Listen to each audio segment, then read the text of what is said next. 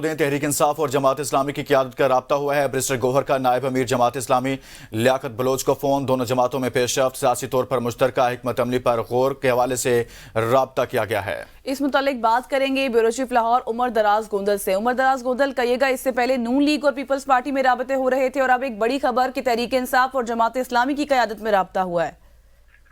جی، جماعت اسلامی اور تحریک انصاف کی قیادت میں اس سے پہلے بھی رابطہ ہوا تھا، لیکن اب قیادت کی سطح کے اوپر رابطہ ہوا ہے اور تحریک انصاف کے چیئرمین بیرسٹر گوہر نے ٹیلی فون کیا ہے نائب امیر لیاقت بلوچ کو، کیونکہ جماعت کے امیر جو سراج الحق ہیں وہ کل استعفیٰ دے چکے ہیں۔ یہ اعلیٰ سطح کا رابطہ تھا۔ اس کے علاوہ 2 رابطے اور ہوئے ہیں۔ اعظم سباتی کی جانب سے بھی جماعت اسلامی سے بات کی گئی ہے اور علی امین گنڈا پور بھی اس وقت ان کے ساتھ رابطے میں ہیں۔ جو ہمارے ذرائع بتا رہے ہیں کہ اس میں ابھی ابتدائی طور پہ چیزوں کے اوپر مشاورت ہو گئی ہے اور مشترکہ حکمت عملی کے اوپر غور کیا گیا ہے اور ایک دوسرے کے ساتھ جو پلانز ہیں وہ شیئر کیے گئے ہیں کہ کیا ممکنات ہیں، کیا کچھ کیا جا سکتا ہے، جس کے بعد اگلے مرحلے میں چیزوں کو فائنل کر دیا جائے گا۔ اس کی وجہ یہ ہے کہ خیبر پختونخوا کے اندر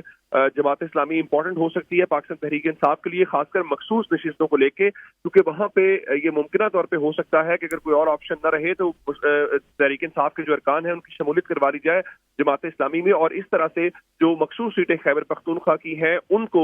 وہاں پہ سیکیور کر لیا جائے۔ چونکہ وفاق کے اندر خود نشست نہیں ہے جماعت اسلامی کی، تو وہاں پہ مجلس بعض المسلمین یا کوئی اور آپشن جو استعمال کی جا سکتی ہے، تو اس سلسلے میں یہ انتہائی اہم رابطہ ہے اور جماعت اسلامی اور تحریک انصاف کے ذرائع دونوں تصدیق کر رہے ہیں کہ اعلیٰ سطح قیادت کا رابطہ ہو گیا ہے۔ بہت شکریہ بیورو چیف لاہور عمر دراز گوندل اس حوالے سے آگاہ کر رہے تھے۔